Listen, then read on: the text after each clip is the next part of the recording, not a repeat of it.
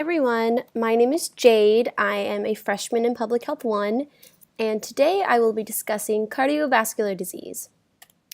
So what is the public health problem of cardiovascular disease? Cardiovascular disease or heart disease is essentially a heart and blood vessel disease that encompasses an even wider range of diseases and conditions. 1 in every 4 deaths in the country is caused by cardiovascular disease, and actually it is the leading cause of death right behind cancer, and more than 600,000 Americans die of heart disease each year.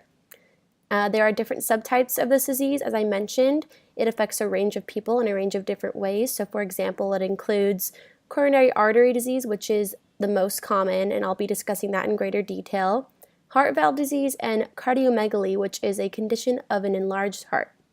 How does the problem happen?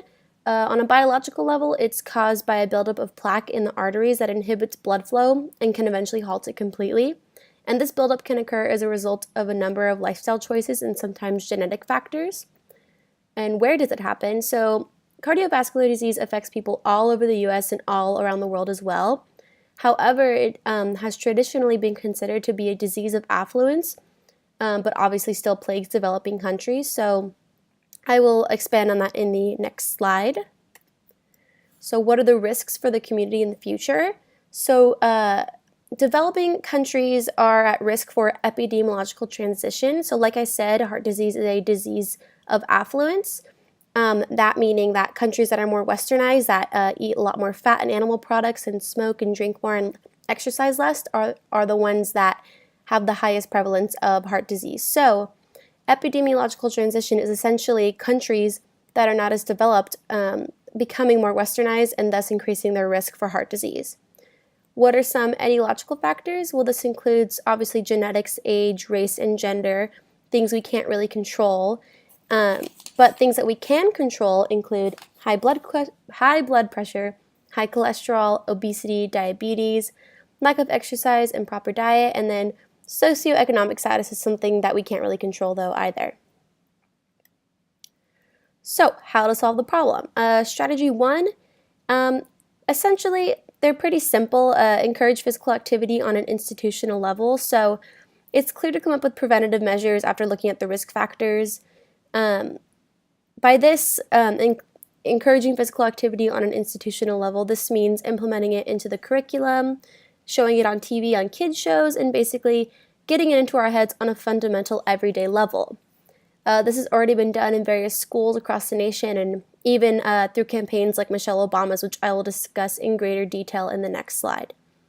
Now, the second strategy seems obvious, but it's simply a matter of putting in place policies and education programs that teach kids and adults alike the harmful effects of a diet rich in processed foods and animal products. As a vegan, I may be a little biased towards this one, but I really do believe that heart disease could be greatly prevented if we simply tweaked our diets. Even meatless Mondays would make a world of a difference. So, how to solve the problem continued. An example of some initiatives that have already been put in place, Michelle Obama's 2010 initiative, Let's Move, was aimed at preventing childhood obesity and chronic problems related to obesity, including heart disease. It identified risk factors, promoted comprehensive education, overall well-being at the most basic level, where it all begins, which is the children. Example number 2, Example number 2 is the nation's public health action plan to prevent heart disease and stroke. This is essentially the mother of all public health action plans because it clearly defines the steps to take in order to push for a country without heart disease. So it focuses on the basic level of public health, assessment, policy development, and assurance. And it also promotes education among the broader community, ultimately pushing for action. As for public health in the future, according to research literature, the main things that we can do to halt or even slow down the progression of heart disease, we must be able to target individuals at a higher risk of developing the disease and use science-based evidence and cost-effective approaches to be able to properly prevent the disease from affecting those with the highest risk. We must also promote education among different groups of influential people. This can include the parents, healthcare professionals, just the broader community, and provide access to healthier food and promote an ultimately healthier lifestyle than the westernized one we are living in today. public health in the future continued. As for my opinion, I personally see a lack of proper education and awareness as one of the main issues. In order to prevent the progression of cardiovascular disease, one of the main risk factors we must educate properly about is the fatal overconsumption of high-fat foods and animal products. These include milk, cheese, and of course red meat.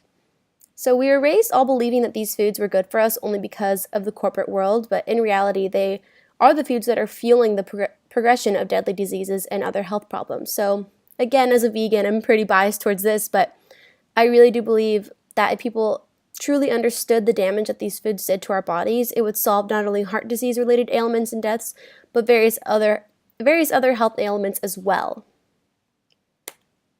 Here are my references. And that is it. I hope you learned a little bit more about cardiovascular disease through this presentation, and thank you for watching.